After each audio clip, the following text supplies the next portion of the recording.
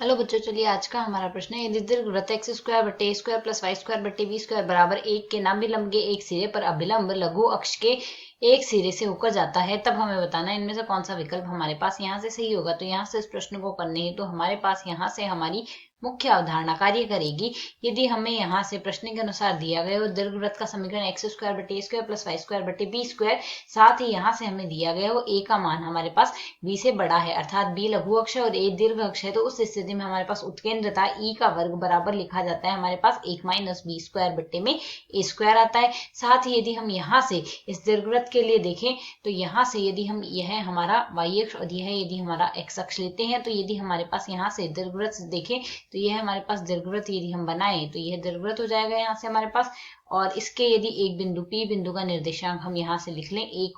ई comma B square बट्टे में ए यदि लिखते हैं तो यहाँ से यह दूसरा बिंदु हमारे पास दीर्घवृत्त का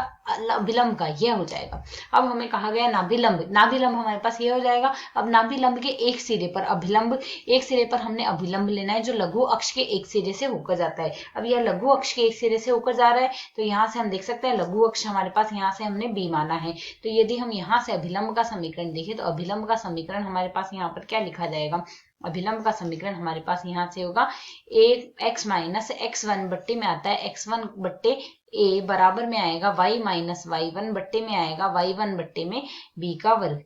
और यहाँ भी ए का वर्ग आएगा। यह आ जाएगा हमारे पास यहाँ से अभिलंब का समीकरण। अब यहाँ से नाभिलंब है हमारे पास, ये है नाभिलंब पर किसी बिंदु के निर्देशांक हम यहाँ से यह जानते हैं। तो यही बिंदु इसी बिंदु से अभिलंब होकर जा रहा है, तो अभिलंब इस बिंदु से इस बिंदु द्वारा संतुष्ट होगा, अर्थात यदि हम सरल करेंगे तो मान क्या आएगा एक्स माइनस ए ई बट्टे में आ रहा है हमारे पास यहाँ से ए ई बट्टे में ए का वर्ग आ जाएगा, बराबर में आएगा वाई माइनस बी स्क्वायर बट्टे में ए आ गया, बट्टे में हमारे पास आएगा बी स्क्वायर बट्टे में ए बट्टे बी का वर्ग आ गया। तो यदि हम यहाँ से इसे सरल करते हैं तो हम देख सकते हैं हमें कहा गया लघु अक्ष के एक सिरे से होकर जा रहा है, अर्थात यहाँ से यह 0 कोमा माइनस के बी से होकर जाता है। तो यदि हम यहाँ से सरल करेंगे तो मान आएगा ए माइनस का ए ई बट्टे में ई बट्टे ए आएगा, बराबर मान आएगा माइनस का बी बट्टे में माइनस का बी स्क्वायर बट्टे ए आएगा, और बट्टे में हमारे पास मान आएगा एक बट्टे ए। तो यदि हम इसे आगे सरल करें तो यहाँ से हम इसे क्या लिख सकते हैं, सरल करके यहाँ से हम लिख सकते हैं माइनस का ए स्क्वायर आ जाएगा, यह हमारे पास यहाँ से, क्योंकि यहाँ से हम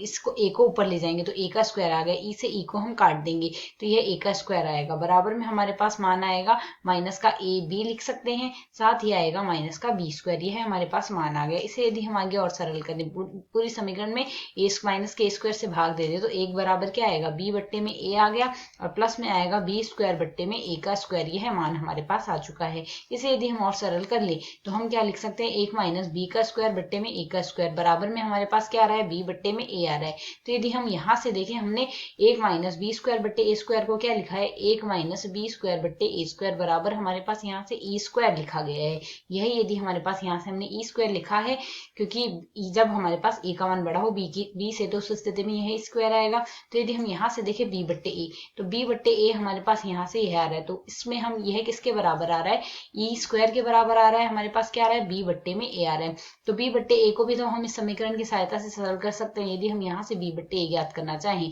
तो बी का वर्ग बट्टे में ए का वर्ग का पक्षांतरण कर देते हैं एक माइनस ई स्क्वायर आएगा। अब बी बट्टे में ए क्या आ जाएगा हमारे पास यहाँ से यह हमारे पास लिखा जा सकता है वर्गमूल एक माइनस ई का वर्ग, यह मान आ गया। अब यदि से हम यहाँ से सरल करते हैं एक पद तो यह ले लेते हैं दूसरा पद यह ले लेते हैं, दोनों पक्षों का वर्ग कर देते हैं तो ई की घात 4 बराबर एक माइनस में ई स्क्वायर आ जाएगा। इसका यदि हम सरल करें तो ई की घात 4 प्लस में ई स्क्वायर प्लस माइनस का एक बराबर हमारे पास यहाँ से यह समीकरण आ गई। तो यदि अब हम यहाँ से विकल्पों से तुलना करें तो ई की घात 4 प्लस में ई स्क्वायर माइनस में 1, अर्थात यहाँ से हमारा जो विकल्प डी है वह हमारा यहाँ से सही हल होगा। आशा है समझ आया। धन्यवाद।